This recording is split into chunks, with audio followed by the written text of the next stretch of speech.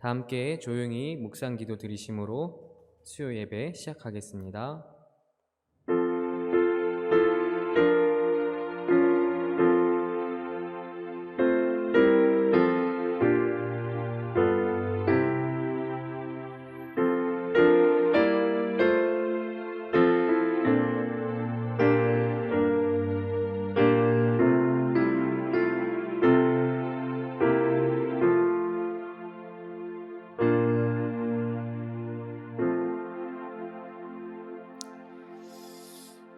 참 좋으신 아버지 하나님 감사합니다. 오늘도 우리와 함께하여 주셔서 우리가 이렇게 함께 주님 앞에 귀한 예배로 영광 돌릴 수 있는 은혜의 시간 허락하여 주시니 감사합니다.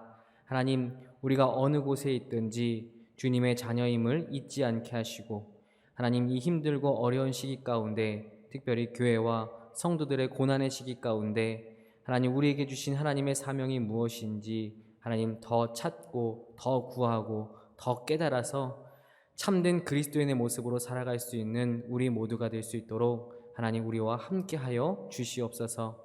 오늘 하나님 예배에 통하여 하나님께서 우리에게 귀한 은혜의 시간 말씀 허락하여 주실 때 하나님 그 말씀에 귀 기울이게 하시고 그 말씀을 깨달아 우리의 삶의 모습을 변화시켜 나아가는 거듭남을 향해 나아갈 수 있는 사랑하는 홍제교회 모든 성도들 될 수 있도록 하나님 이 시간 축복하여 주시옵소서. 우리가 드리는 예배 자리에 하나님께 친히 찾아와 주셔서 우리를 만나주시고 만져주시고 우리에게 새 힘과 새 소망 그리고 회복을 더하여 주실 줄 믿사옵고 모든 것 감사드리며 예수님의 이름으로 기도드렸습니다. 아멘. 우리 찬송가 407장 함께 찬송하겠습니다.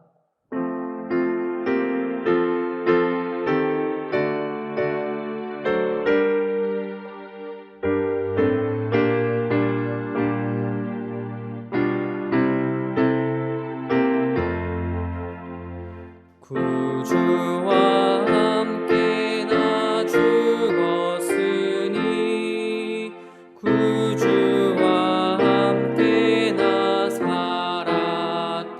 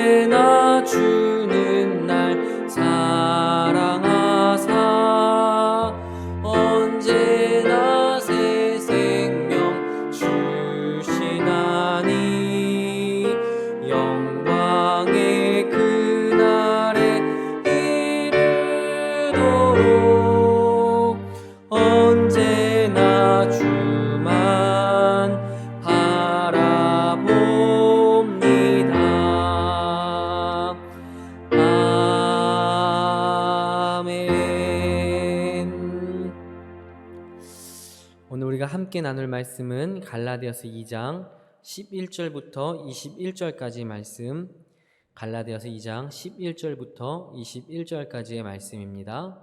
제가 봉독해 드릴 때 잘 들으시길 바랍니다.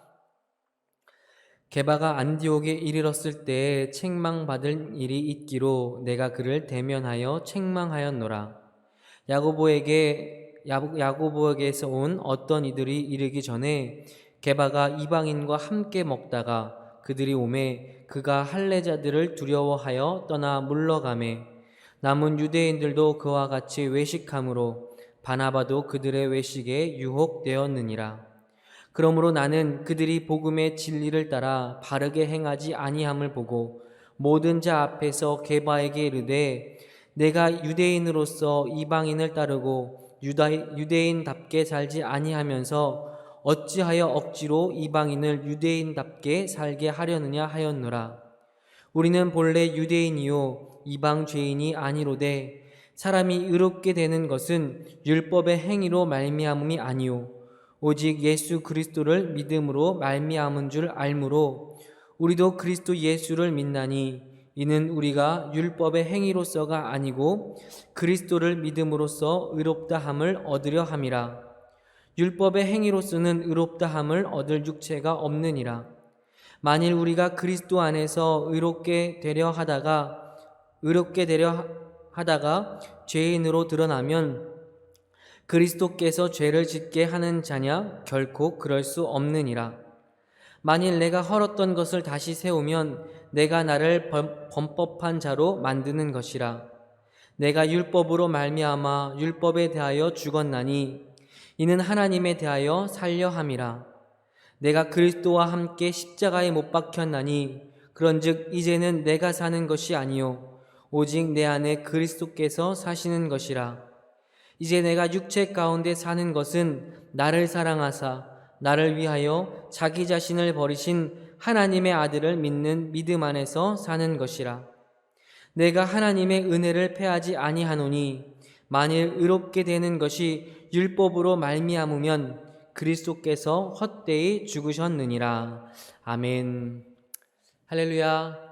이 시간 우리 온라인으로 함께 예배드리는 사랑하는 홍제교회 성도님들을 사랑하고 주님의 이름으로 사랑하고 축복합니다. 원래 이 자리에 함께 이렇게 모여 계시면 우리가 성도의 교제를 나눌 텐데 우리가 성도의 교제를 이 시간에 함께 나누지 못하니까 여러분들 예배가 끝나시면 우리 여러분들 생각나는 성도님들에게 카톡으로, 문자로 혹은 전화로 한 주 동안 잘 지냈는지 또 평안한지 또 그리고 축복을 하는 그런 짧은 교제를 꼭 세 사람 이상씩 나눠주시길 바랍니다. 그래서 우리 홍제교회가 모이지 못하는 기간에도 함께 사랑의 교제가 끊이지 않고 흘러갈 수 있는 우리 홍제교회가 될 수 있기를 간절히 소망합니다. 사실은 지금 이렇게 말씀을 전하면서도 저는 너무너무 어색합니다. 그리고 너무나 힘듭니다. 왜냐하면 앞에 성도님들이 계셔야 이게 말씀을 전하면서도 오고 가는 게 있고 또 성도님들의 얼굴 표정을 보면서도 말씀을 전할 수 있는데 아무도 없이 지금 카메라 하나를 놓고 말씀을 전하다 보니까 너무나 힘들고 어렵습니다. 아마 모든 분들이 다 이렇게 힘들고 어려운 시기를 지내고 있는 것 같습니다. 여러분들 어렵겠지만 힘들겠지만 주님이 주시는 그 믿음과 또 주님 사랑하는 마음으로 잘 이겨내시고 다시 만날 수 있을 때 기쁨으로 만날 수 있는 사랑하는 홍제교회 모든 성도님들 될 수 있기를 또한 간절히 부탁드립니다. 오늘 말씀은 건강한 성도는 이라는 제목으로 같이 말씀을 나누려고 합니다. 제 시대의 노래는 아니지만 저도 조금은 알고 있는 그런 유명한 노래가 있습니다. 사실 노래를 안다기보다는 가사를 아는 건데 요즘은 잘 부르는 것 같진 않지만 도로남이라는 노래를 아마 아실 겁니다.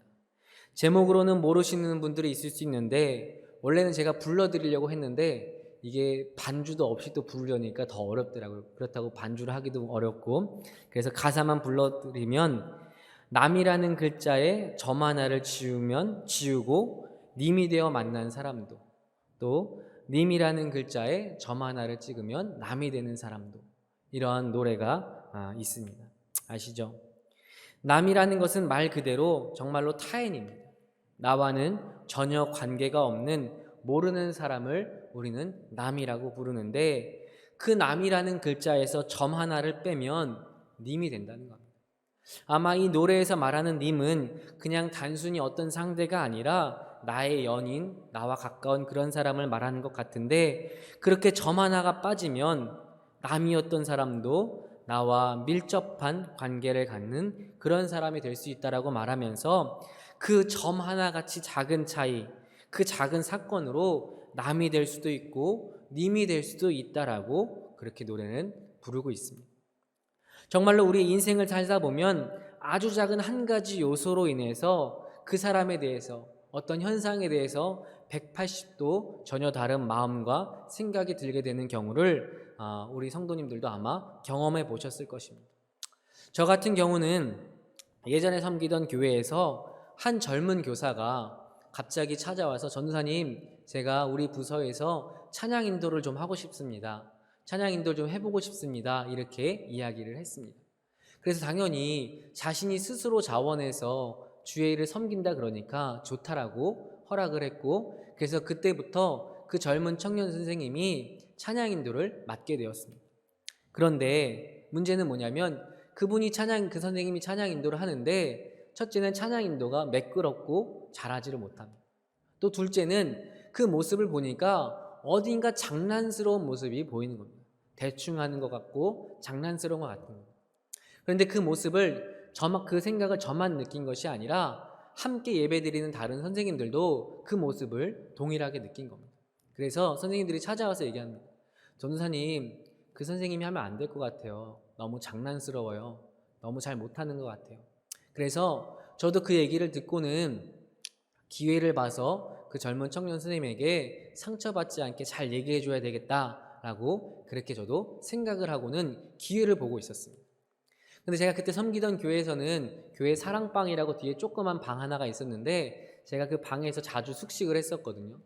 그런데 밤에 한 12시쯤 지나면 어디선가 이렇게 희미한 노랫소리가 자꾸 들려오는 겁니다. 근데 12시가 넘었으니까 귀찮아서 나가보지 않다가 어느 날 비였나 눈이 엄청 많이 오는 날 교회를 둘러보려고 나갔다가, 그날도 역시 노랫소리가 들리기에 제가 내려가 봤더니 그 젊은 청년 선생님이 그곳에서 노래를 틀어놓고 찬양 연습을 하는 겁니다. 이번 주에 할 찬양 연습을 그 청년 선생님이 하고 있는 모습을 제가 보았습니다. 그러고 나니까 똑같이 그 주일이 되었는데, 그 선생님은 여전히 찬양 인도를 잘 못하고 또 장난스러운 듯하는 그 모습도 똑같지만, 이번에는 그 행동이, 이전까지는 장난스럽게 보였던 그 행동이 쑥스러운 행동처럼 보였고, 그 선생님이 노력하는 행동처럼 보여지더라는 것입니다. 그래서 제가 그 선생님에게 그만두라고 얘기를 하지 못했습니다. 오히려 다른 선생님들에게 가서, 선생님, 저 선생님이 지금 찬양 인도를 위해서 매일매일 나와서 연습하고 있습니다. 우리가 조금 기다려줘야 될 것 같습니다. 하나님이 저 선생님을 통해서 큰 영광 받으실 것 같습니다. 그렇게 이야기를 했던 그런 기억이 있습니다. 저에게는 그 선생님이 밤에 연습하던 그 모습을 통해서 그 이전까지 가지고 있던 그 선생님에 대한 마음이 180도 달라지게 되었던 것입니다. 아마 이런 일들 우리 성도님들도 다 경험해 보셨을 것입니다. 어떤 작은 사건들로 인해서 변화되는, 우리의 마음과 생각이 변화되는 그런 일들이 있습니다. 저는 이런 일들이 우리 한국교회에 일어나야 된다고 생각합니다. 또 우리 홍지교회, 그리고 우리 성도님들에게도 일어나야 합니다. 교회와 성도들을 향한 세상의 눈이 바뀌어져야 하기 때문입니다. 그 마음이 바뀌어지도록 우리가 새로운 모습을 이 땅 가운데 보여줘야 하는 그런 책임이 분명히 있다라는 것입니다. 우리의 그 아주 작은 그 노력을 통해서, 그 변화를 통해서 이 땅에 하나님의 이름이 더욱더 높여지는 놀라운 역사가 일어날 것입니다. 저는 오늘 본문 말씀을 묵상하면서 우리 한국교회, 그리고 우리 홍지교회의 부흥의 때를 꿈꿔보았습니다. 지금은 너무 힘들고 어렵지만 이 어려운 고난의 시기가 지나고, 우리가 이 시기에 우리에게 주시는 하나님의 말씀을 깨닫고 순종하고 또 그렇게 훈련하며 나아갈 때, 하나님께서 반드시 우리를 통해서 하나님의 나라를 크게 이루실 것이라는 그런 꿈을 꾸어보았습니다. 거창하게 크고 놀라운 사건이 아니라 조금 전에 불렀던 노래처럼, 조금 전에 드렸던 그 이야기처럼 아주 작은 한 가지 사건을 통해서 그 일들을 이루실 것이다. 저는 그렇게 소망을 품었습니다. 오늘은 제가 어떻게 이 말씀에서 그러한 꿈을 꾸었는지 함께 말씀을 나누려고 합니다. 이 말씀을 함께 나눌 때 우리에게 깨달음과 비움과 겸손하게 행동하는 믿음이 넘쳐나기를, 그 믿음을 우리에게 넘치도록 부어주시기를 간절히 소망합니다. 오늘 말씀을 한번 보면, 오늘 말씀은 바울이 안디옥에서 있었던 한 가지 사건을 회상하고 있는 것을 볼 수 있습니다. 먼저 등장인물을 보면 처음으로 누가 등장하냐면 게바가 등장합니다. 즉 베드로입니다. 그리고 중간에 보면 바울의 1차 선교 여행의 동역자였던 바나바가 있고요. 또 이들과 함께 식사를 하던 이방인들이 있습니다. 그리고 마지막으로 사건의 발단이 되는 야고보가 보낸 예루살렘에서 올라온 유대인들이 있습니다. 당연히 바울도 있고요. 이들이 안디옥에서 재미있는 사건을 하나를 벌이는데요. 먼저 12절의 말씀을 한번 읽어보도록 하겠습니다. 12절 말씀 읽겠습니다. 시작. 야고보에게서 온 어떤 이들이 이르기 전에 게바가 이방인과 함께 먹다가 그들이 오매 그가 할례자들을 두려워하여 떠나 물러가매. 아멘. 어떤 사건이냐면 안디옥에서 베드로 그리고 바나바 그리고 또 다른 유대인들이 이방인들과 함께 식탁의 교제를 나누고 있었습니다. 아마 이방인 그리스도인들의 숫자가 많은 안디옥 교회의 상황에서는 이 일이 자연스러웠을 것입니다. 그런데 그때 예루살렘에서 야고보가 보낸 유대인들이 이 안디옥에 도착을 한 겁니다. 여러분들이 식탁의 교제를 나누고 있던 베드로 혹은 바나바였다면 예루살렘에서 올라온 이 유대인들이 도착했을 때 어떻게 하시겠습니까? 어떻게 하시겠습니까?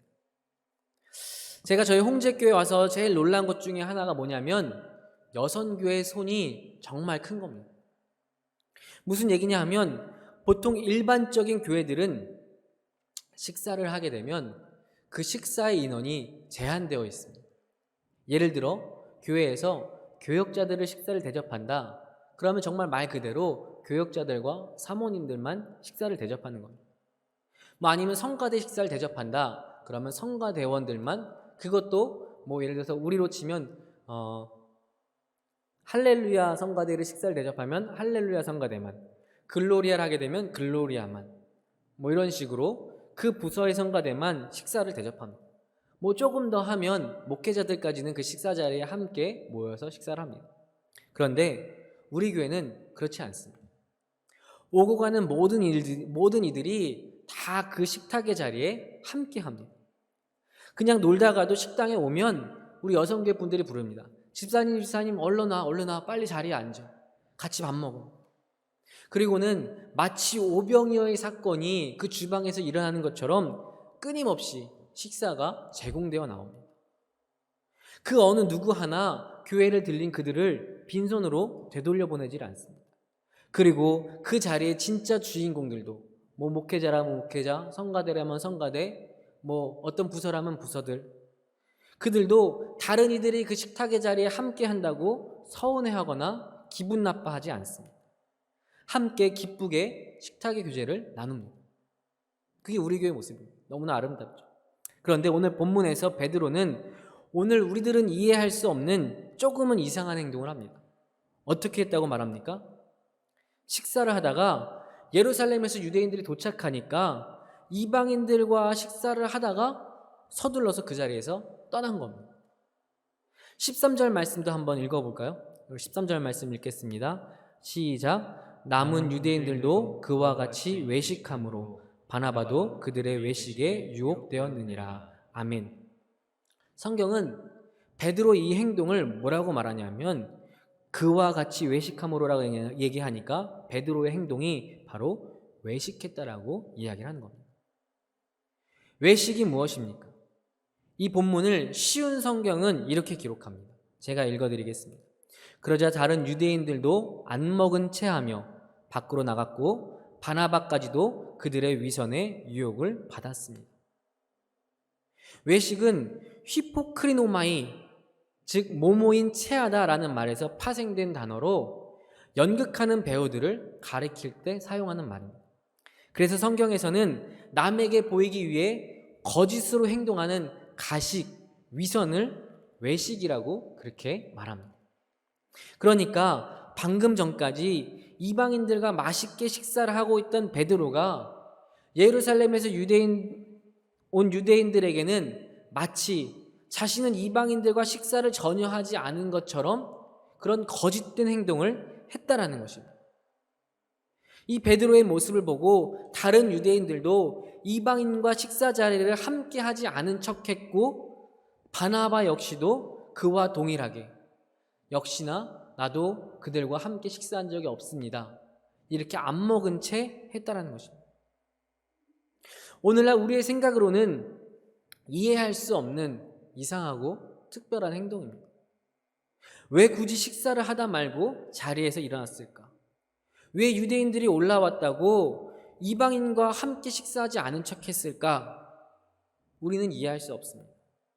그런데 당시 유대인의 율법으로는 이 일이 불가능한 겁니다. 율법을 어긴 것이 되는 것이고, 율법에 매여 살던 유대인들에게 이 행동은 구원받을 수 없는 그런 행동인 것입니다.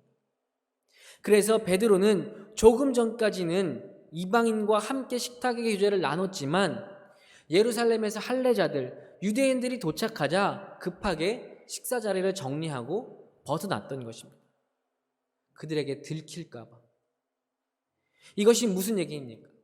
베드로는 마치 율법으로 구원을 받는 것처럼 행동했다라는 것입니다. 부활하신 예수님을 만나기 이전처럼 율법에 매여 있는 그런 행동을 베드로가 다시금 한 것입니다. 갈라디아서에서 끊임없이 말하고 있는 중심 주제가 무엇입니까? 아주 중요합니다. 이건 잊으시면 안 됩니다. 오직 믿음입니다. 갈라디아서는 끊임없이 이 오직 믿음을 이야기합니다. 구원은 오직 예수 그리스도를 믿는 믿음으로 우리에게 주어지는 것입니다. 다시 말씀드리겠습니다. 구원은 오직 예수 그리스도를 믿는 믿음으로 우리에게 주어지는 것입니다. 어떤 행위를 함으로 구원이 얻어지는 것이 아니라는 것입니다. 할례를 행해야 구원을 얻는 것이 아니며, 이방인들과 식사를 한다고 해서 그 구원을 얻지 못하는 것이 아니라는 것입니다. 이미 베드로도 사도행전 10장에서 고넬료 사건을 겪었습니다. 그 사건을 통해서 이방인을 향한 하나님의 구원의 메시지를 직접 받았습니다. 이방인에게도 유대인과 동일하게 구원이 주어진 것을 자신은 알고 있었습니다. 그런데 알고 있었지만 베드로는 안디옥에서 이러한 큰 실수를 범한 것입니다. 그리고 그 베드로의 그 실수로 인해서 자신은 물론이거니와 그 자리에 함께 참여했던 유대인들, 그리고 바나바까지도 잘못된 신앙의 길로 이끌어가는 것입니다. 왜? 베드로는 그러한 영향력을 가지고 있는 지도자였기 때문입니다. 베드로가 그렇게 하니까 베드로가 저렇게 하네, 저거 맞는 건가 보다. 다른 유대인들 그리고 바나바까지도 그 행동, 잘못된 일을 행했다라는 것입니다. 여기까지가 오늘 본문에서 일어난 한 가지 사건입니다.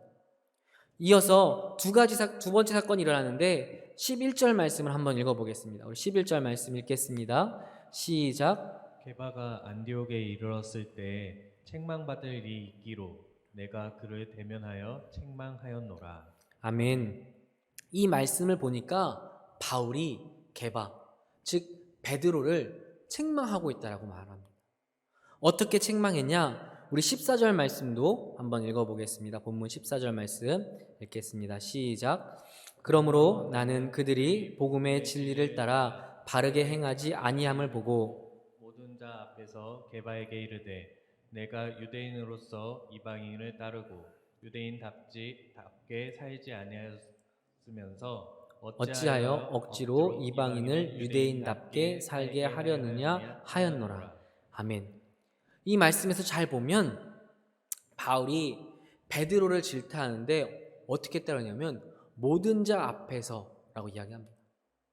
바울이 베드로를 공개적으로 질타하고 있습니다. 많은 사람들 앞에서 베드로를 가르치고 있습니다. 이 호통이 어디 베드로에게만 한정되겠습니까? 바울의 이 책망은, 이 공개적인 책망은 베드로와 함께 식탁의 교제에 참여했던 바나바 그리고 다른 유대인들을 향한 책망이었습니다. 낯뜨거운 공개적인 질타였고 가르침이었습니다. 그런데 이 말씀이 저에게는 너무나 충격적인 것입니다. 왜냐하면 바울과 바나바 그리고 바울과 베드로의 관계 때문에 그렇습니다. 누차 말씀드리지만 바나바는 오늘날로 치면 안디옥 교회의 담임 목사님쯤 되는 겁니다. 그렇게 생각하면 될 것입니다. 그냥 스스로 그렇게 생각한 것이 아니라 바나바는 예루살렘 교회에서 공식적으로 안디옥 교회의 복음 사역을 위해 파송한 목회자였기 때문입니다. 사도행전 11장 19절부터 24절까지의 말씀인데 조금은 길지만 같이 한번 읽어보겠습니다. 우리 가정에서도 같이 읽어주시기 바랍니다. 시작. 그때 스데반의 일로 일어난 환란으로 말미암아 흩어진 자들이 베니게와 구브로와 안디옥까지 이르러 유대인에게만 말씀을 전하는데 그 중에 구브로와 구레네 몇 사람이 안디옥에 이르러 헬라인에게도 말하여 주 예수를 전파하니 주의 손이 그들과 함께 하심에 수많은 사람들이 믿고 주께 돌아오더라. 예루살렘 교회가 이 사람들의 소문을 듣고 바나바를 안디옥에 보내니 그가 이르러 하나님의 은혜를 보고 기뻐하여 모든 사람에게 굳건한 마음으로 주와 함께 머물러 있으라 권하니 바나바는 착한 사람이요 성령과 믿음이 충만한 사람이라. 이에 큰 무리가 주께 더하여 지더라. 아멘. 이 말씀에서 볼 수 있듯이 안디옥 교회에 복음이 흘러들어갔고 그 복음을 듣고 사람들이 이방인들까지도 예수님을 구주로 고백하기 시작하자 그 소식을 듣고 예루살렘 교회가 급히 바나바를 선택해서 안디옥 교회에 파송한 것입니다. 그곳에 바른 복음이 선포되어질 수 있도록 바나바를 보낸 것입니다. 그래서 그 바나바를 통해서 안디옥에 큰 부흥이 일어났다라고 우리가 지금 읽은 이 성경에서는 분명하게 기록하고 있는 것입니다. 이 내용을 보니까 바나바는 분명하게 안디옥 교회의 담임 목사님이 맞는 겁니다. 바나바는 그런 위치에 있었습니다. 그러면 바울과 바나바의 관계는 어떻습니까? 당시 바울은 초대교회에서 큰 영향력이 없는 사람이었습니다. 어쩌면 오히려 소외되어 있던 사람이 바울입니다. 아직 이전에 바울이 행했던 일들 때문에 사람들은 바울을 두려워하였고 바울을 경계하고 있었습니다. 사도행전 9장 26절에서 보면 바울이 예루살렘에 가서 제자들과 사귀려고 했지만 사람들이 바울을 믿지 않았습니다. 당연하지 않습니까? 혹시 바울이 들어와서 우리의 명단을 가져가서 우리를 핍박하면 어떡하지? 우리를 잡아가면 어떡하지? 우리를 죽이면 어떡하지? 두려워하고 있었던 것입니다. 스데반의 사건이 있었기 때문입니다. 그때 바울을 변호해줬던 사람이 누구냐 하면 바로 바나바입니다. 우리 사도행전 9장 27절 말씀을 같이 한번 읽어보겠습니다. 읽겠습니다. 시작. 바나바가 데리고 사도들에게 가서 그가 길에서 어떻게 주를 보았는지와 주께서 그에게 말씀하신 일과 다메섹에서 그가 어떻게 예수의 이름으로 담대히 말하였는지를 전하니라. 아멘. 이 바나바의 변호 덕분에 바울이 예루살렘 교회에 출입할 수 있게 되었고 원하던 대로 제자들과 사귐을 가질 수 있었습니다. 그리고 이후에 바울이 복음을 선포하자 이번에는 유대인들이 바울을 죽이려고 한 겁니다. 그러니까 그 소식을 듣고 제자들이 바울을 다소로 피난시켜 준 겁니다. 그게 사도행전 9장에 있는 말씀입니다. 그리고 사도행전 11장의 말씀이 이어지는 겁니다. 아까 읽었던 말씀에 이어서 우리 사도행전 11장 25절과 26절 말씀인데 같이 한번 읽어보겠습니다. 시작. 바나바가 사울을 찾으러 다소에 가서 만남에 안디옥에 데리고 와서 둘이 교회에 1년간 모여 있어 큰 무리를 가르쳤고 제자들이 안디옥에서 비로소 그리스도인이라 일컬음을 받게 되었더라. 아멘. 우리가 말하는 그리스도인이라는 그 말의 시작이 바로 이 안디옥에서 일어났는데 그 일을 누가 일으켰냐? 바로 바울과 바나바가 그 일을 일으킨 것입니다. 다수에 있던 바울을 바나바가 안디옥으로 데려와서 훈련시켜 준 겁니다. 그 일을 동역한 것입니다. 아직은 사람들에게 경계의 대상이며 소외되어 있던 바울을 교회의 일꾼으로 세워준 사람이 누구냐? 바로 바나바라는 것입니다. 스승과 제자? 만약에 그 정도가 안 된다면 적어도 바울의 후견인쯤 되는 사람이 바로 바나바입니다. 그리고 그 바나바와 함께 식사를 하고 있던 또 다른 인물 게바, 즉 베드로는 어떤 사람이냐? 우리가 누구나 다 알다시피 베드로는 예수님의 수제자입니다. 다른 어떤 누구도 의심하거나 부정하지 않았습니다.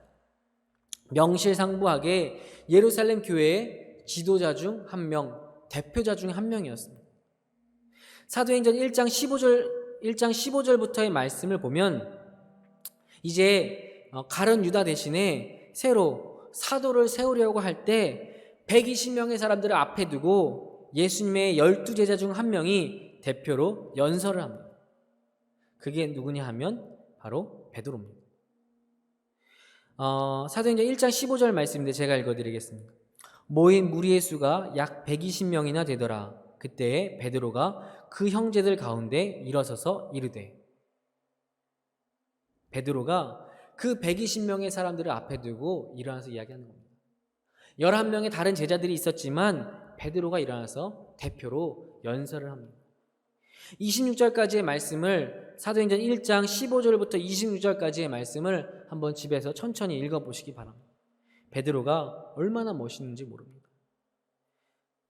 어부였던 베드로가 120명의 사람들 앞에 서서 이미 이루어진 하나님의 놀라운 역사를 선포하였고, 앞으로의 사역을 위해서 우리는 새로운 사도를 뽑아야 한다라고 그 당위성을 설명하였습니다. 누가? 베드로가 그 일을 한 겁니다. 또 아나니아와 삽비라를 책망하고 처벌한 사람도 베드로였고, 요한과 함께 유명한 사건 안진뱅이를 일으킨 사람도 베드로였고, 오늘 갈라디아서의 배경이 된 예루살렘 회의에서 이방인의 구원과 할례의 문제로 사람들이 다툼이 있었을 때 그 다툼을 일어나서 종결시킨 사람도 바로 베드로였습니다. 분명하게 베드로는 초대교회의 대표적인 지도자 중 한 사람이었다라는 것입니다. 어쩌면 당시에 바울과 베드로의 명성과 위치는 아마 비교될 수 없을 만큼 큰 차이가 있었을 것입니다. 그런데 초대교회의 지도자였던 베드로에게, 또 안디옥 교회의 지도자였던 바나바에게 바울이 공개적으로 질타하는 것입니다. 공개적으로 책망하고 감히 바울이 그들을 가르쳤다라고 성경은 이야기하는 것입니다. 예수님과 함께 3년간이나 동거동락했던 베드로, 예수님의 부활을 직접 목격했던 베드로와 바나바에게 그들에 비하면 교회 공동체에 들어온 지 얼마 되지도 않은 바울이 하나님의 구원은 이런 것이라고, 너희가 한 행동은 외식이었다라고 가르치고 책망하였다라는 것입니다. 어떻게 그것도 모를 수가 있냐고, 왜 그렇게 했냐라고 많은 사람들 앞에서 창피를 준 것입니다. 이제 어떤 일이 벌어지겠습니까? 여러분의 회사에서 갓 들어온 신입이 이것저것 가르치려 한다면 어떻게 하십니까? 이건 잘못된 거다. 당신들 지금까지 실수하고 있었다. 어떻게 이것도 못하냐? 지금까지 몇 년간 일했으면서 왜 이것도 아직 못하냐? 만약 그런다면 어떻게 하시겠습니까? 설사 그가 하는 말이 맞을지라도 아마 그 회사의 분위기는 좋지 않을 것입니다. 어쩌면 그 신입은 그날로 다시 짐을 싸고 집으로 돌아가야 될지도 모릅니다. 그렇다면 이 안디옥에서는 어떤 일이 일어났겠습니까? 이 말씀에서 우리는 그 답을 찾을 수는 없습니다. 왜냐하면 성경이 그 일을 기록하고 있지는 않기 때문입니다. 아마 크게 중요하지 않아서 그런 것 같습니다. 그러나 시기적으로 이 갈라디아서 이후에 쓰여졌다라고 볼 수 있는 베드로후서의 말씀에서 보면 바울을 향한 베드로의 마음을 통해서 당시 어떤 일이 벌어졌는지 우리가 추측해 볼 수는 있습니다. 우리 베드로후서 3장 14절부터 16절까지의 말씀을 한번 읽어보도록 하겠습니다. 베드로후서 3장 14절부터 16절까지 말씀입니다. 시작. 그러므로 사랑하는 자들아 너희가 이것을 바라보나니 주 앞에서 점도 없고 흠도 없이 평강 가운데서 나타나기를 힘쓰라. 또 우리 주의 오래 참으심이 구원이 될 줄로 여기라.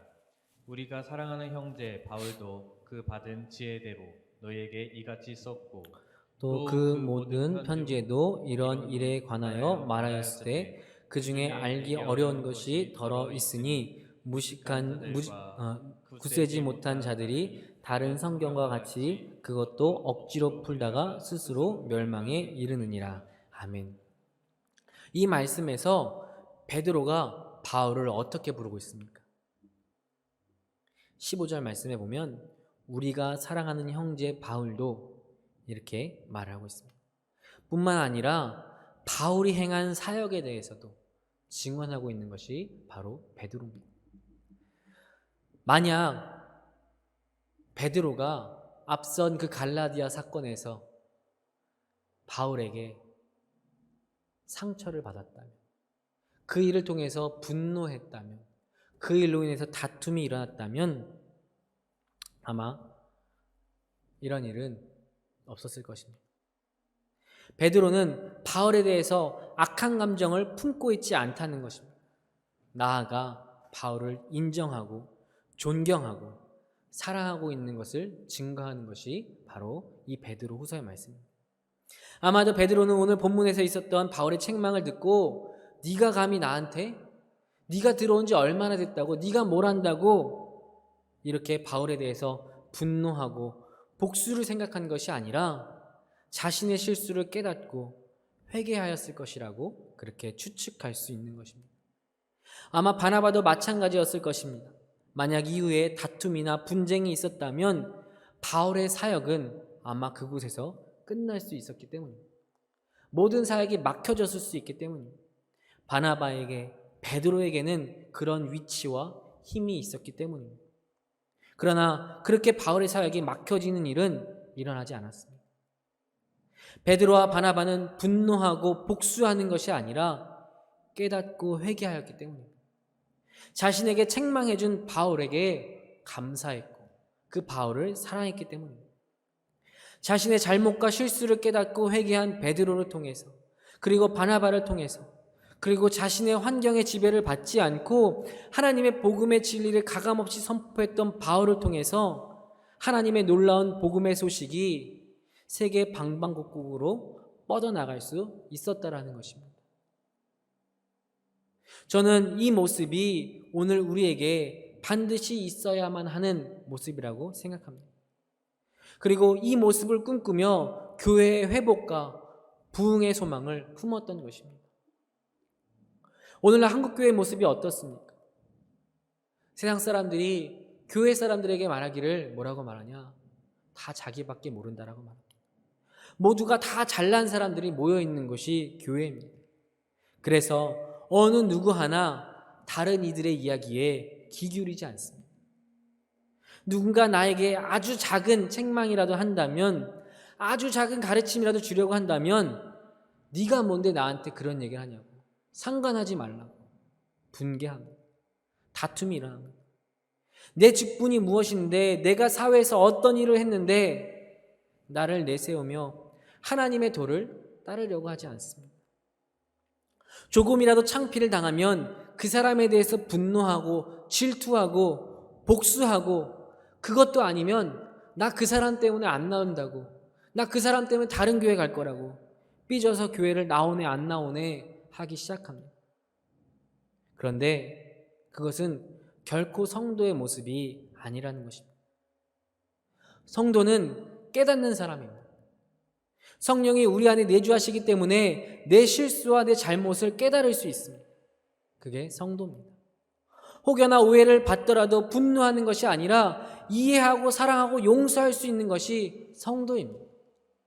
성도는 그래야 합니다. 그런데 저를 포함해서 오늘날 우리 성도들에게는 이 마음이, 이 믿음이 부족한 것이 사실입니다.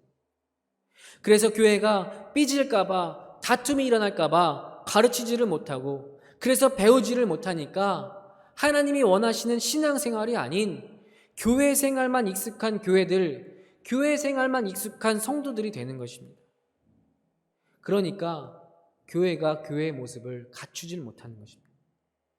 바울이 베드로에게 책망한 이유가 무엇인지 아십니까? 본문에서 나오듯이 베드로의 행동이 다른 이들에게 영향을 미치기 때문입니다. 베드로가 그 식사의 자리에서 벗어나니까 다른 이들도 그 식사 자리에서 벗어나기 때문입니다.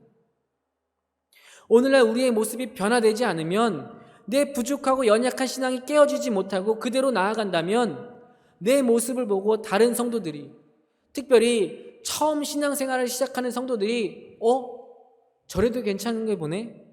저것도 신앙생활하는 모습인가 보네? 라고 잘못된 신앙의 길로 걸어갈 수 있다는 것입니다. 그러면 그 책임은 누가 지는 것입니까?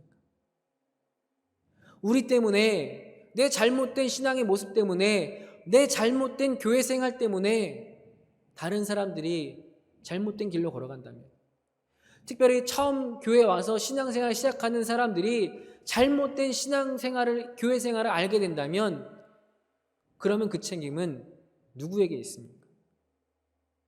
당연히 저를 포함해서 제대로 가르치지 못한 목회자의 책임입니다. 그러나 목회자들만 책임을 지는 것은 아닐 겁니다. 누군가 분명히 가르치려 했을 때, 바른 길을 제시했을 때 받아들이지 못했던 성도들 한 사람 한 사람들에게도 하나님은 분명히 그 책임을 물으실 겁니다. 왜 그때 너는 그 일을 받아들이지 못했니? 왜 그때 너는 그때 깨닫지 못했니? 왜 너는 그때 삐져서 화내서 분노해서 너에게 그런 말들을 못하게 했니라고 분명히 하나님은 우리들에게도 그 책임을 물으실 거라는 이야기입니다. 그때 어떻게 대답하시겠습니까? 늦지 않았습니다. 지금부터라도 우리 스스로가 바른 믿음을 향해 달려갈 수 있기를 간절히 소망합니다. 하나님께서 우리에게 말씀을 주실 때, 성경을 통해서 선포되어지는 말씀들을 통해서 하나님께서 우리에게 말씀을 주실 때, 나를 책망하실 때 그 말씀을 듣고 분노하고 또 삐지고 또 그래서 그런 것이 아니라, 하나님이 나에게 말씀을 주실 때 깨닫고 변화되어 갈 수 있는 우리 모두가 되기를 소망합니다. 말씀을 주실 때 내 잘못을 발견했다면, 내 실수를 깨달았다면 회개하고 변화된 삶을 나아갈 수 있는 진정한 성도님들 되시기를 간절히 소망합니다.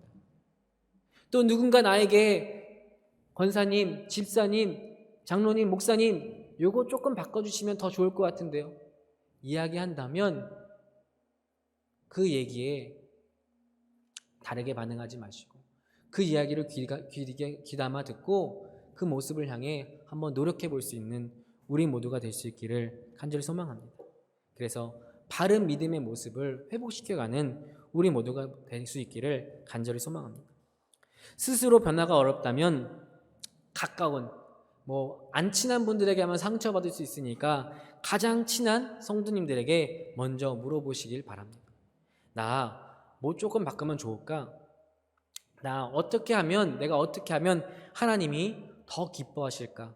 이렇게 물어보시고, 또 물어봤는데 집사님, 권사님, 장로님 지금 아주 좋아 이렇게 대답하지 않고 요거 좀 바꿨으면 좋겠는데 이렇게 대답했더니 막 이렇게 삐지지 마시고, 얘기했다고 삐지지 마시고 그 얘기 듣고 조금씩 하나님이 기뻐하시는 모습으로 변화되어 가는 저와 우리 성도님들 모두가 될 수 있기를 간절히 소망합니다. 정말로 작은 그 변화 하나가 내 안에서, 우리 안에서 일어날 때 우리 교회가 변하고, 우리 교회가 변할 때 홍제동이 변하고, 홍제동이 변할 때 서울이, 우리나라가 변하게 될 줄 믿습니다. 그렇게 하나님의 부흥의 날에, 하나님이 반드시 이루실 그 부흥의 날에 크게 쓰임받는 우리 홍제교회 모든 성도님들 되시기를 간절히 소망합니다. 베드로처럼, 바울처럼 회개하고 변화되어서 하나님이 기뻐하시는 모습으로 하나님께 크게 쓰임받을 수 있는 우리 홍제교회 모든 성도님들 되실 수 있기를 주님의 이름으로 간절히 축원합니다. 아멘. 우리 같이 찬양하고 기도하도록 하겠습니다.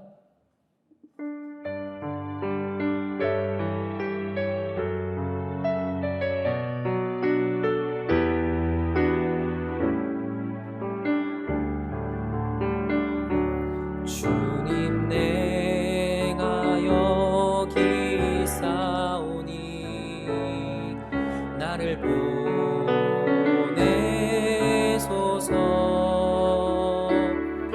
나의 맘 나의 몸 주께 드리오니 주 받으옵소서. 주님, 내가 여기 있사오니 나를 써주소서.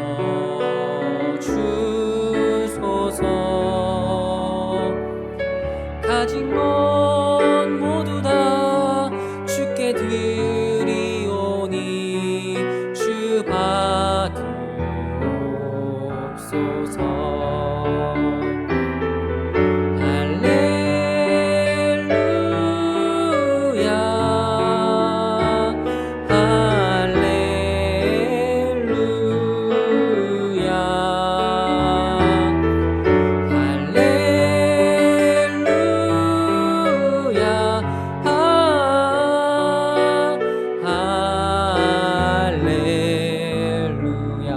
더 고백하겠습니다. 주님, 내가 여기 있사오니 나를 보내소서. 나를 보내소서. 나의 맘 나의 몸 주께 드리오니 주 받으옵소서. 주님, 내가 여기 있사오. 나를 써주소서. 나를 써주소서.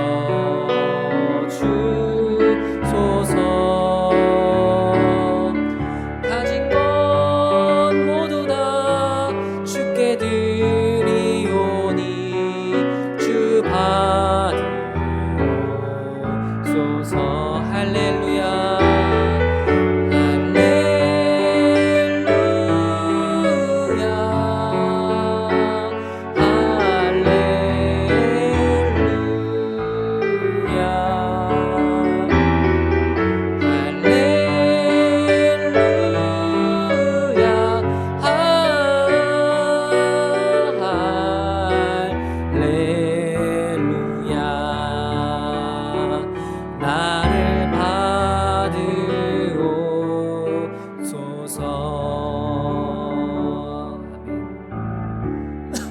우리 시간에 같이 기도하길 소망합니다.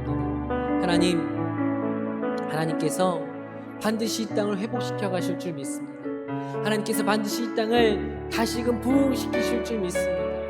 그 가운데 하나님 쓰임받을 수 있는 우리 되게 해주시옵소서. 하나님께서 우리에게 그리스도인의 삶, 새로운 거듭난 삶 허락해 주셨는데 하나님, 여전히 거듭난 삶 살아가지 못하고 예전에 내 삶을 살아가고 있던 우리들의 모습이 있다면 하나님, 이제 깨닫게 하시고 변화되게 하여 주시옵소서. 하나님께서 우리에게 말씀으로 책망하실 때 그 말씀을 듣고 깨닫고 변화되어 나아갈 수 있는 우리 되게 하여 주시옵소서. 그래서 하나님의 그 부흥의 때에 반드시 쓰임받을 수 있는, 이 땅을 변화시켜 나아가는데 쓰임받을 수 있는 내가 되게 해주시옵소서라고 우리 시간에 같이 주님의 이름을 부르며 같이 기도하도록 하겠습니다. 하나님, 감사합니다. 하나님, 우리 사랑해 주시고 하나님, 우리에게 하나님의 뜻을 기다릴 수 있는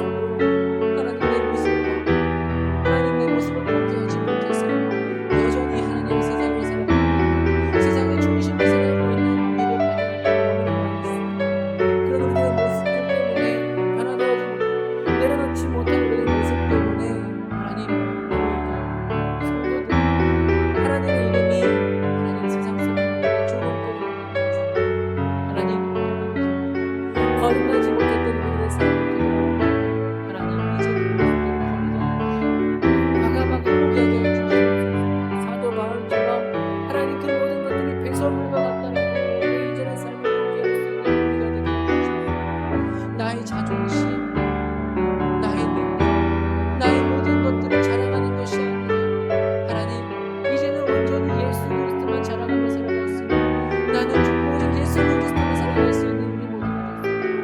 하나님 아버지 가운데 그 은혜를 허락하여 그 믿음을 허락하여 주시옵소서.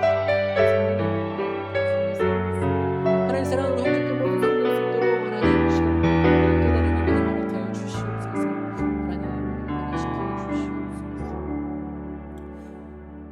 하나님께서 우리를 부르실 때에 하나님의 귀한 일꾼으로 사용하시기 위해 그렇게 계획하시고 우리를 부르신 줄 믿습니다. 하나님의 그 계획 가운데 쓰임 받을 수 있는 우리 모두가 되게 하여 주시옵소서.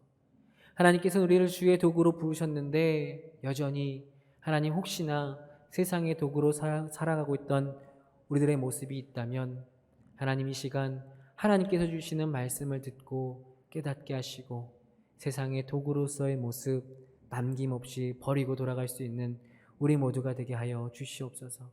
그래서 오직 성령의 충만함으로 오직 예수 그리스도의 제자로 예수 그리스도의 일꾼으로 예수 그리스도의 도구로 쓰임받을 수 있는 사랑하는 우리 홍제교회 모든 성도님들 되게 하여 주시옵소서. 그래서 하나님, 하나님의 이름이 높여지는데 하나님의 교회들이 부흥하는데 하나님의 성도들이 세상 사람들에게 사랑받는데 하나님 그 일에 앞장서며 쓰임받을 수 있는 우리 모두가 될 수 있도록 하나님 그렇게 우리를 사용하여 주시옵소서. 오늘 이 시간 우리가 그렇게 결단하지만 하나님 우리가 믿음을 지켜나가기가 너무나 어려울 때가 있음을 주님 고백합니다. 약속하신 성령을 우리에게 충만하게 부어주시사 고백하고 결단한 이 내용들 하나님 이 기도 제목들 지키며 나아갈 수 있도록 하나님 동행하여 주시옵소서. 오늘도 하나님 이 시간 예배를 통해서 우리들의 고백을 통해서 하나님 기쁘시게 받으신 줄 믿사옵고 모든 것 감사드리며 예수님의 이름으로 기도드렸습니다. 아멘. 할렐루야. 오늘도 이렇게 유튜브로지만 수요 예배에 참여하신 여러분을 주님의 이름으로 환영합니다. 우리가 대면 예배를 못 드리고 이 비대면으로 이렇게 예배를 드리고 있습니다만 예배뿐만 아니라 또한 시간을 나누어서 우리가 기도해야 할 것이라고 생각합니다. 빨리 코로나가 끝나서 우리가 마음껏 예배드리며 교제를 나눌 수 있기 위해서 또 교회 건축을 위해서 우리가 함께 기도할 때 하나님 반드시 선하시게 일하실 줄로 믿습니다. 기도할 수 있는 저와 여러분 되시고 신앙에 나태해지지 않는 저와 여러분 되시길 바랍니다. 특별히 이제 시공사도 정해졌고 굴토 심의가 남아있는데요. 기도 열심히 해주셔서 이 모든 심의도 잘 통과될 수 있도록 그렇게 협력해 주시길 바랍니다. 기도하시겠습니다. 하나님 감사합니다. 저희가 지금 코로나 때문에 모여서 함께 예배드리고 있지 못하고 있지만 하나님 저희들에게 긍휼을 베풀어 주셔서 하루빨리 코로나가 끝나게 하여 주시고 우리가 마음껏 주님 찬양할 수 있도록 하나님 긍휼을 베풀어 주시옵소서. 우리의 어리석음과 완악함을 용서하여 주시고 이 땅에 하나님 임재하여 주시옵소서. 교회 건축위에도 함께하여 주셔서 하나님 뜻 가운데 하나 둘 진행되게 하시니 감사합니다. 빨리 착공할 수 있도록 하나님 함께하여 주시옵소서. 이제는 우리 주 예수 그리스도의 무한하신 은혜와 하나님 아버지의 극진하신 사랑과 성령님의 감동감화 교통하시며 우리와 동행하시는 그 놀라운 은총이 이 시간 비록 유튜브로 예배를 드리지만 수예배에 나와 주님 앞에 영광 돌리기 원하는 사랑하는 성도들 머리 위에 지금부터 영원토록 함께 하시기를 간절히 축원하옵나이다. 아멘.